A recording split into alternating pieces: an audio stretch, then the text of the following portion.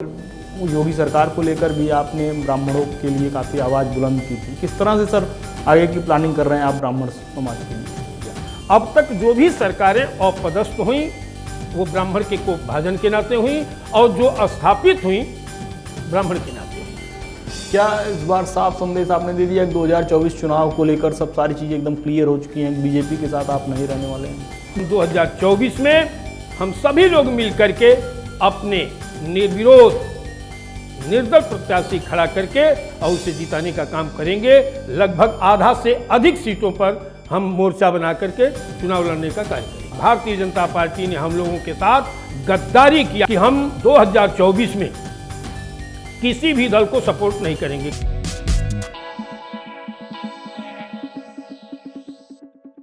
नमस्कार, आप देख रहे हैं एनबीसी भारत का खास कार्यक्रम रूबरू। इस कार्यक्रम के जरिए हम आपको एक ऐसी शख्सियत से रूबरू करवाते हैं जो किसी परिचय का मोहताज नहीं होता, जो क्षेत्र के लिए, समाज के लिए पूरी तरह से प्रतिबद्ध होकर काम करता है, समाज सेवा जिसकी प्रमुख भावना होती है।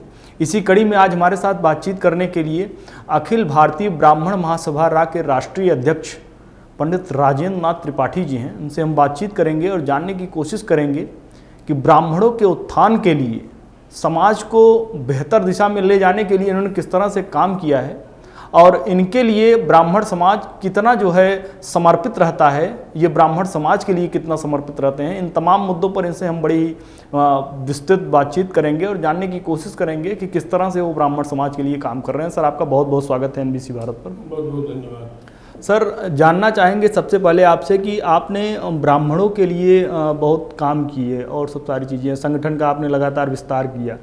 क्या कुछ अब आगे के लिए आप प्लानिंग करके चल रहे हैं कि आगे जो है समाज में ब्राह्मणों की स्थिति और बेहतर हो सके? और लगातार आप बीते दिनों में अगर देखा जाए तो योगी सरकार को लेकर भी आपने ब्राह्मणों के लिए काफ़ी आवाज़ बुलंद की थी। किस तरह से सर आगे की प्लानिंग कर रहे हैं आप ब्राह्मण समाज के लिए?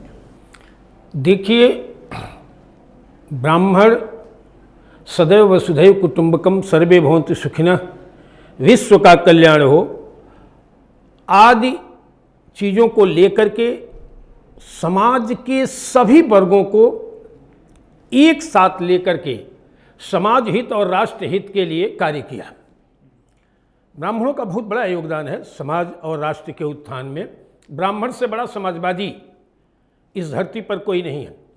ब्राह्मण कभी भी अलगाववाद का या फूट डालो राज्य करो समाज को बांटने का काम कभी नहीं किया। हमेशा उसका लगाव देश से रहा और समाज में सभी वर्गों को शुभ या अशुभ में सम्मानित स्थान दिया और उनको सम्मान दिया है। इधर कुछ काल से देख रहे हैं कि ऐसी विशाल सोच रखने वाले समाज और राष्ट्र के प्रति ब्राह्मण समाज के खिलाफ विष वमन करने वाली ब्राह्मण विरोधी ताकतें काफ़ी सक्रिय हुई। संगठन में मैं 2000 में प्रवेश लिया, एक ब्लॉक अध्यक्ष के रूप में, छोटे से कार्यकर्ता के रूप में। संगठन में आने के बाद मैंने अनुशासन और श्रम को अपना प्रथम कर्तव्य माना। अनुशासित सिपाही के रूप में मैं पीड़ित मानवता की रक्षा के दिशा में और वसुधैव कुटुंबकम जो हमारे पूर्वजों ने, हमारे मनीषियों ने सिद्धांत दिया, उसके तहत समाज में नफरत हटाओ, प्रेम बढ़ाओ, जो धर्म है हमारा, उसके तहत समाज में कार्य करने लगा। 2006 में अलग अखिल भारतीय ब्राह्मण महासभा रा संगठन का निर्माण हुआ, जिसका मैं राष्ट्रीय अध्यक्ष हुआ। आज आपको बता दें कि यह संगठन अपनी मेहनत, अपने कार्यों के बदौलत पूरे विश्व के 11 देशों में ये संगठन कार्य कर रहा है। भारत के 19 राज्यों में संगठन कार्य कर रहा है। यूपी के लगभग सभी जिलों में हमारा संगठन ब्लॉक स्तर तक के नीचे तक कार्य कर रहा है। हमने समय पड़ने पर गरीब, प्रताड़ित, पीड़ित, जरूरतमंद, बेबस, लाचार, असहाय ब्राह्मणों की मदद के साथ साथ जिस भी वर्ग का कोई प्रताड़ित व्यक्ति, जरूरतमंद, गरीब आया होगा, तो हम और हमारे संगठन के लोग यथोचित मदद करने का कार्य किया। आक्रामक तेवर संगठन का वही हुआ होगा जहां हमारे समाज के साथ बदले की भावना से उत्पीड़न किया गया होगा। वरना मैं इस चीज को मान के चलता हूं कि ब्राह्मण समाज का फेविकोल है, जोड़ने का काम करता है, तोड़ने का काम कभी ब्राह्मण नहीं किया, ये उसका धर्म नहीं है।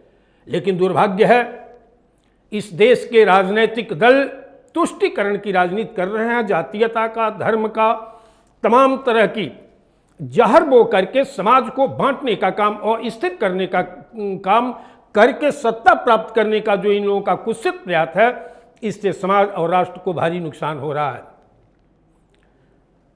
किसी भी संगठन का यह उद्देश्य होता है कि हम उस वर्ग की, उस जात के उत्थान के लिए काम करें, महाभारत करने के लिए नहीं। अन्याय अत्याचार से हमारा समाज बचे, उसकी लड़ाई के लिए, उसके उत्थान के लिए, उसके रोजगार के लिए, उसकी शिक्षा के लिए, के उन्नयन के लिए कार्य किया जाता है। और लोकतंत्र की सबसे बड़ी खूबसूरती है कि सभी इस देश में रहने वाले सभी जातियों का एक संगठन हो, जो जितना संगठित रहेगा वो उतना ही आक्रमण से, अन्याय से वंचित रहेगा। यह लोकतंत्र की खूबसूरती है कि सभी जातियों का संगठन मजबूत होना चाहिए, तभी उसके हितों पर कुठाराघात नहीं होगा। उत्तर प्रदेश में 18% ब्राह्मण निवास करता है, वोटर है, लेकिन 1%, 1.5%, 2% की हैसियत रखने वाली जातियों के वो नेता बार्गेन करके अपने समाज का हित कर रहे हैं, अपना हित कर रहे हैं। और 18% की औकात है ब्राह्मण की उत्तर प्रदेश में, हमेशा इसके हितों पर कुठाराघात जारी है। न्याय से ब्राह्मण वंचित है, जानवर की तरह ब्राह्मण काटा जा रहा है। इसको रोकने के लिए, आने वाली पीढ़ी के भविष्य की रक्षा के लिए अखिल भारतीय ब्राह्मण महासभा और उसके जांबाज कार्यकर्ता निरंतर संघर्ष कर रहे हैं। आने वाले दिनों में भी ये कार्य होता रहेगा। एक चीज़ और जानना चाहेंगे सर, अगर देखें तो एक छोटी छोटी जातियों की बात करेंगे हम, चाहे निषादों की अगर बात कर ली जाए तो संजय निषाद ने एक मतलब निषादों को लेकर वो आदमी चलता है और आज जो है कहीं न कहीं सरकार में, प्रशासनिक चीज़ों में अपनी गतिविधियों को तेज किया। आज राजनीतिक लाभ भी ले रहे हैं। साथ ही साथ में अनुप्रिया पटेल का अगर जिक्र किया जाए तो पटेल समाज को लेकर आगे बढ़ते हैं उनके पिताजी, और उसी को सब सारी चीज़ें संचालित करती हैं सिस्टमेटिक तरीके से। आज नियर अबाउट पटेलों की राजनीति करते करते वो केंद्र तक पहुंच गई हैं। क्या कुछ आप प्लानिंग कर रहे हैं कि ब्राह्मणों को एकजुट करके कुछ उस हिसाब से जो है पॉलिटिकल चीज़ें हो सकें जिससे ब्राह्मणों का उत्थान हो सके, उसके लिए भी आप कुछ काम कर रहे हैं? जिन लोगों का आपने नाम लिया, चाहे अनुप्रिया पटेल जी का, चाहे ओम प्रकाश राजभर जी का, चाहे संजय निषाद जी का, इन्हीं लोगों की तरफ मेरा इशारा था कि इनकी कितनी औकात है, कितनी एरिया में है। 1-2 जिले में होंगे, इससे अधिक की औकात नहीं है। लेकिन वो अपने समाज के संगठित वर्गों के बल पर आज सरकार को चैलेंज करते हैं और बार्गेन करते हैं। हम 18% की औकात हमारी है, और ब्राह्मण माहौल बनाता और बिगाड़ता है। अगर 18% औकात है तो एक कमजोर से कमजोर ब्राह्मण भी गैर समाज के एक वर्ग का मत इकट्ठा करके अपनी दूनी औकात करके जिसे चाहेगा उसे राजा बना देगा। अब तक जो भी सरकारें अपदस्थ हुई वो ब्राह्मण के को भाजन के नाते हुई, और जो स्थापित हुई ब्राह्मण के नाते हुई है। ये क्षमता है। लेकिन दुर्भाग्य है कि जब वक्त आता है तो हम बुरी तरह से बिखराव की स्थिति में आ जाते हैं। संगठन इस दिशा में प्रयास कर रहा है कि हम आने वाली विशेष चिंता का विषय है कि हमारे हितों पर कुठाराघात हो, हमारा अपमान हो, तिरस्कार हो, ये तक तो चलेगा। लेकिन आने वाली पीढ़ी हमारी आंख के सामने सल्फास की गोली लेकर के आत्महत्या न करे, इससे बचाने के लिए समाज को तेज गति से संगठित करने का कार्य किया जा रहा है। पिछले चुनाव में काफी कुपित था माननीय योगी आदित्यनाथ जी के पिछले कार्यकाल में ब्राह्मण बहुत बुरी तरह से नाराज था। आदरणीय Manoj Tiwari ji Brajesh Pathak ji, A.K. Sharma ji, doctor Mahesh Sharma ji, doctor Ashok Vajpayee ji, Bhajpa के इन तमाम वरिष्ठ लीडरों के मध्यस्थता पर यह जिम्मेदारी दी गई कि आप विभिन्न संगठनों को अपने समाज के लेकर के और भारतीय जनता पार्टी को सनातन की रक्षा के लिए नाराज ब्राह्मणों को साथ लेकर के भाजपा की सरकार स्थापित कराया जाए। 138 विप्र संगठनों का मेरे नेतृत्व में मोर्चा बना और 15 सूत्री मांग पत्र लेकर के ज्ञापन दिया गया ब्रजेश पाठक जी को। ये ले जा करके केंद्र में दिए, लेकिन दुर्भाग्य यह है कि मेहनत हम लोगों ने किया, एकता हम लोगों ने बनाई, 15 उसके बदले में किसी से न 1 रुपया मांगा गया, ना कोई शर्त, इसके अलावा कोई शर्त नहीं थी कि हमको ये बना दीजिएगा, वो बना दीजिएगा, टिकट दे दीजिएगा। लेकिन दुर्भाग्य यह है कि छल हुआ तो हम लोगों के साथ और विप्र मोर्चा के जितने संगठन हैं उन सभी राष्ट्रीय अध्यक्षों के साथ और समाज के साथ छल हुआ। और छल किसने किया? अपने ही समाज के ये शीर्ष नेतागण किए। आप बुला करके सरकार बनने के बाद हम लोगों ने मेहनत किया, 20-22 विधायकों ने धन्यवाद लेटर दिया कि मोर्चा और अखिल भारतीय ब्राह्मण महासभा के राष्ट्रीय अध्यक्ष राजेंद्र नाथ त्रिपाठी के नेतृत्व में हम अपनी विधानसभाओं में जीत हासिल किए हैं। इस तरह का धन्यवाद पत्र आया, लेकिन भारतीय जनता पार्टी का कोई भी पदाधिकारी या ये जो हमारे समाज के लोग मध्यस्थता किए थे, किसी ने भी बुला करके उन 138 संगठनों के अध्यक्षों को धन्यवाद तक नहीं ज्ञापित किया। ये दुर्भाग्य है और कष्टदायी है, और आज तक इन लोगों ने किसी भी तरह का सम्मान नहीं किया। इस बात को लेकर के पूरा प्रदेश का ब्राह्मण और ब्राह्मण संगठन नाराज है कि मेरे साथ धोखा हुआ, छल हुआ है। इस चीज को लेकर के काफी यह है, अभी हमारे जिलाध्यक्षों की बैठक थी, 2024 में संगठन ने निर्णय लिया, 78 जिला के जिलाध्यक्ष जुटे थे और सारे पदाधिकारी, कि हम 2024 में किसी भी दल को सपोर्ट नहीं करेंगे, किसी भी राजनीतिक दल को। 19 सीट पर, लोकसभा सीट पर जो ब्राह्मण बाहुल्य है, जहां हम बहुत अच्छी हैसियत में हैं, सिर्फ ब्राह्मण वोट कर देगा तो एक हमारा चिन्हित प्रत्याशी जीत जाएगा, एक लोकसभा में जाकर लड़ेगा। इस प्रकार से 19 लोकसभा सीटों पर हम चुनाव लड़ाने जा रहे हैं निर्दल प्रत्याशी खड़ा करके। शेष सीटों पर मोर्चा की बैठक हमारी इस महीने के लास्ट में है। मोर्चा भी अगर जहां से लड़ना चाहेगा वो अपना प्रत्याशी देगा, वहां भी हम लोग संगठित रूप से, संयुक्त रूप से हम प्रत्याशी को जिताने का काम करेंगे। क्या इस बार साफ संदेश आपने दे दिया कि 2024 चुनाव को लेकर सब सारी चीज़ें एकदम क्लियर हो चुकी हैं, बीजेपी के साथ आप नहीं रहने वाले हैं? नहीं, किसी भी दल को सपोर्ट हम लोग नहीं करेंगे। 2024 में हम अपनी ताकत देखेंगे और पूरी ताकत लगा करके हम लोग अपने प्रत्याशी को जिताने का काम करेंगे। एक चीज़ और जानना चाहेंगे सर, अगर देखा जाए तो यूपी में योगी सरकार कहीं न कहीं बड़ा आरोप लगता है कि समाजवादी पार्टी की जब सरकार थी तो यादवों का वर्चस्व बड़ा था, और अब उत्तर प्रदेश में योगी आदित्यनाथ की सरकार में कहीं न कहीं ठाकुरों का वही वर्चस्व बड़ा। जो भी आप सुन रहे हैं इस तरह की मैं भी कार्य देख रहा हूं, टॉप टू बॉटम देख लीजिए, ट्रांसफर, पोस्टिंग, नियुक्तियां, जो भी आप देख लें। अब उसके आप चूँकि मीडिया से जुड़े हैं, आपको विशेष खबर होगी। हम लोग तो देखे हैं, चुनाव में देखे हैं, और अन्य भी कार्य दिखाई दे रहा है। राजा को समदर्शी होना चाहिए, राजा को वादी नहीं होना चाहिए। राजा जब वादी हो जाएगा तो न्यायिक नहीं कर पाएगा, राजा राजा होता है। अब जब आपने चर्चा यह छेड़ दिया तो मैं कहूँगा कि संवैधानिक पद पर, देश के सबसे उच्च पद पर बैठे हुए महामहिम राष्ट्रपति की जुबान से यह निकलता है कि मुझे दलित होने पर गर्व है।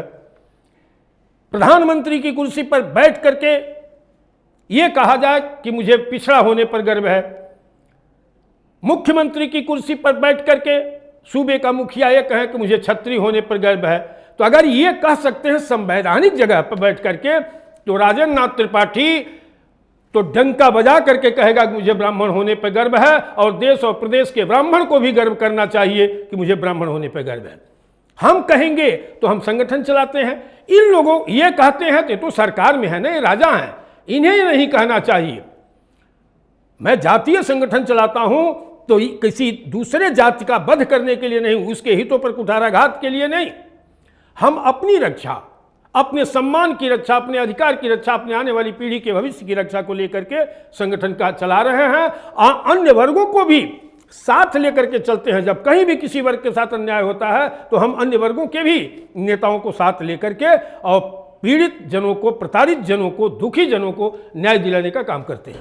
एक आखिरी सवाल है हमारा सर, जानना चाहेंगे आपसे कि वो कौन से अहम मुद्दे होंगे जिन्हें आप 2024 में उठाएंगे, खास तौर पर ब्राह्मणों के लिए भी और अदर कास्ट की अगर बात की जाए, अन्य जातियों के लिए भी, तो उनके लिए भी आप लोग कुछ प्लान करके चले हैं कि बाकी जातियों को भी उस हिसाब से रखा जाए कि बाकी लोगों को भी कहीं पे कोई उस तरह की। सबसे अहम मुद्दा ये है कि देश की आज़ादी के बाद, जब से हमारा देश आज़ाद हुआ और आज तक जो भी सरकारें आई, जब भी बजट पास होता है, गरीबों के लिए ये योजना, गरीबों के लिए ये योजना, गरीब के उत्थान के लिए ये योजना, सारी योजनाएं गरीबों के लिए बनते आ रही हैं। और आज़ादी के बाद से आज तक गरीब और गरीब होता गया। क्या हुई ये योजनाएं और उन योजनाओं पर किया गया धन, जो व्यय हुआ, जो हमारे आपके तमाम आम जनमानस से टैक्स लेकर के दिया गया, वो गया कहाँ? क्यों नहीं गरीबी दूर हुई? भ्रष्टाचार का उन्मूलन हुआ। भ्रष्टाचार चरम पर है। कहीं बिना पैसा दिए, चाहे थाना हो, तहसील हो, पोस्ट ऑफिस, कहीं कुछ भी अगर काम किसी का होता हो तो बताए वो। अपराध चरम पर, अपराधी चरम पर, कहीं कोई किसी थाने में, किसी तहसील में सुनवाई नहीं। जिस पार्टी की सरकार है उस पार्टी के कार्यकर्ताओं की नहीं सुनी जा रही है तो आम बात छोड़ दीजिए। हम लोगों ने सहयोग किया, सहयोगी संगठन है, एक होमगार्ड तक नहीं सुनता है। इसलिए नहीं सुनेगा कि पार्टी ने हम लोगों के साथ, भारतीय जनता पार्टी ने हम लोगों के साथ गद्दारी किया है, धोखा दिया है, पूरे ब्राह्मण समाज के साथ, ब्राह्मण संगठनों के अध्यक्षों के साथ। यही कारण है कि हम 2024 में हम सभी लोग मिलकर के अपने निर्विरोध निर्दल प्रत्याशी खड़ा करके और उसे जिताने का काम करेंगे। लगभग आधा से अधिक सीटों पर हम मोर्चा बना करके चुनाव लड़ने का कार्य करेंगे। बीते कुछ महीने पहले अभी आपके ऊपर एक हमला हुआ था, तो उसमें कहीं न कहीं एक जौनपुर में ये सब सारी चीज़ें होती हैं, वहाँ आरोप लगता है बीजेपी के जिला अध्यक्ष के भाई के जरिए सब सारी चीज़ें होती हैं। क्या कुछ आप कितना देखते हैं, किस हद तक आपको लगता है कि ये चीज़ें पहले से उस हिसाब से प्लानिंग की गई थी या कुछ दूसरे एंगल से सब सारी चीज़ें थी? मैं माता जी का दर्शन करके विंध्याचल से लौट रहा था।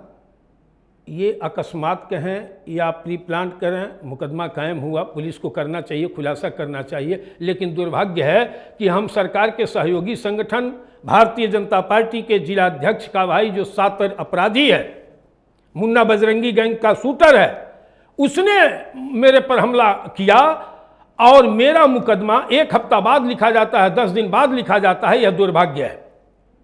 अगर वो भारतीय जनता पार्टी का भाई नहीं, जिला अध्यक्ष का भाई नहीं होता तो इमीडिएट वो मुकदमा कायम होता। मुकदमा कायम हुआ जब पूरे प्रदेश में हमारे संगठन के लोग धरना, प्रदर्शन, ज्ञापन दिए और स्थिति बिगड़ता हुआ देख करके सरकार ने अपराधी पर मुकदमा कायम किया, जो विचाराधीन है, उसकी विवेचना चल रही है। एनबीसी भारत को सर अपना कीमती समय देने के लिए आपको बहुत बहुत आभार। तो ये थे हमारे साथ पंडित राजेंद्र नाथ त्रिपाठी जी, जिनका साफ तौर पर कहना है कि ब्राह्मणों के हित के लिए, ब्राह्मणों का किस तरह से उद्धार हो सके, किस तरह से उनका उत्थान हो सके, उसके लिए वो पूरी तरह से प्रतिबद्ध रहेंगे। 2024 चुनाव को लेकर भी इन्होंने बहुत सारी चीज़ें साफ कर दी हैं कि 2024 में किस तरह से वो सब सारी चीज़ें अपनी स्ट्रेटजी बनाकर चलेंगे, जिससे जो है ब्राह्मण समाज का हित हो सके। इसके लिए वो लगातार काम कर रहे हैं।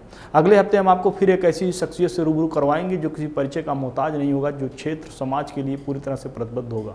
देश दुनिया की तमाम बड़ी खबरों के लिए जुड़ रही है हमारे साथ। देखते रहिए एनबीसी भारत।